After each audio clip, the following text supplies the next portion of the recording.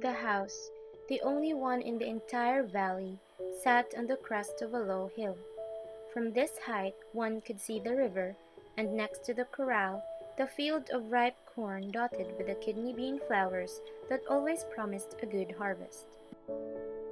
The only thing the earth needed was a rainfall, or at least a shower. Throughout the morning, Lencho, who knew his fields intimately, had done nothing else but scan the sky toward the northeast. "Now, we're really going to get some water, woman." The woman, who was preparing supper, replied, "Yes, God willing." The oldest boys were working in the field, while the smaller ones were playing near the house, until the woman called to them all, "Come for dinner."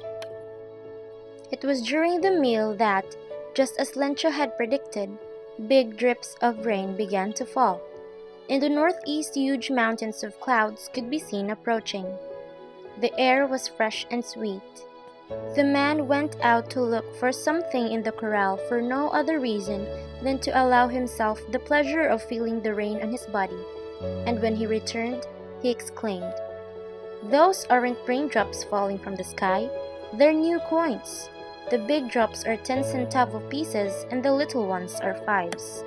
With a satisfied expression, he regarded the field of ripe corn with its kidney bean flowers draped in a curtain of rain.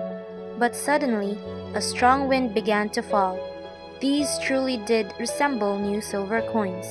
The boys, exposing themselves to the rain, ran out to collect the frozen pearls. "It's really getting bad now," exclaimed the man, mortified. "I hope it passes quickly." It did not pass quickly. For an hour, the hail rained on the house, the garden, the hillside, the cornfield, on the whole valley. The field was white, as if covered with salt. Not a leaf remained on the trees. The corn was totally destroyed. The flowers were gone from the kidney bean plants. Lencho's soul was filled with sadness. When the storm had passed, he stood in the middle of the field and said to his sons, "A plague of locusts would have left more than this. The hail has left nothing. This year we will have no corn or beans." That night was a sorrowful one. "All our work for nothing. There's no one who can help us." But in the ears of all who lived in that solitary house in the middle of the valley, there was a single hope: help from God. "Don't be so upset. Even though this seems like a total loss, remember, no one dies of hunger." "That's what they say. No one dies of hunger." All through the night, Lencho thought only of his one hope, the help of God, whose eyes, as he had been instructed, seen everything, even what is deep in one's conscience. Lencho was an ox of a man, working like an animal in the fields, but still he knew how to write. The following Sunday at daybreak, after having convinced himself that there is a protecting spirit, he began to write a letter which he himself would carry to town and place in the mail. He wrote "To God" on the envelope, put the letter inside, and still troubled, went to town. At the post office, he placed a stamp on the letter and he dropped it into the mailbox. One of the employees, who was a postman and also helped at the post officer, went to his boss, laughing heartily, and showed him the letter to God. Never in his career as a postman had he known that address. The postmaster, a fat, amiable fellow, also broke out laughing, but almost immediately he turned serious, and tapping the letter on his desk, commented, "What faith!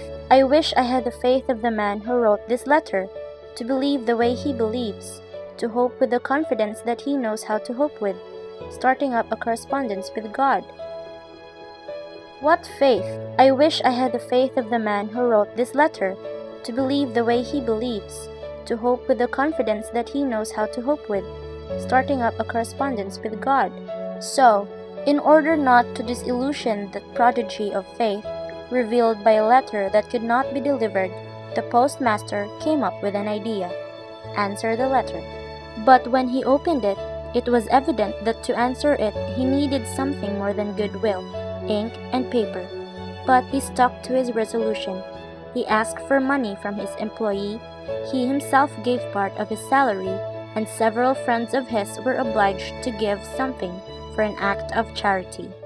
It was impossible for him to gather together the 100 pesos requested by Lencho, so he was able to send the farmer only a little more than half. He put the bills in an envelope addressed to Lencho, and with them a letter containing only a signature, God. The following Sunday, Lencho came a bit earlier than usual to ask if there was a letter for him.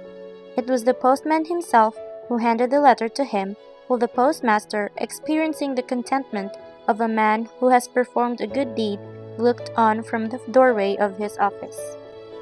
Lencho showed not the slightest surprise on seeing the bills, such was his confidence, but he became angry when he counted the money.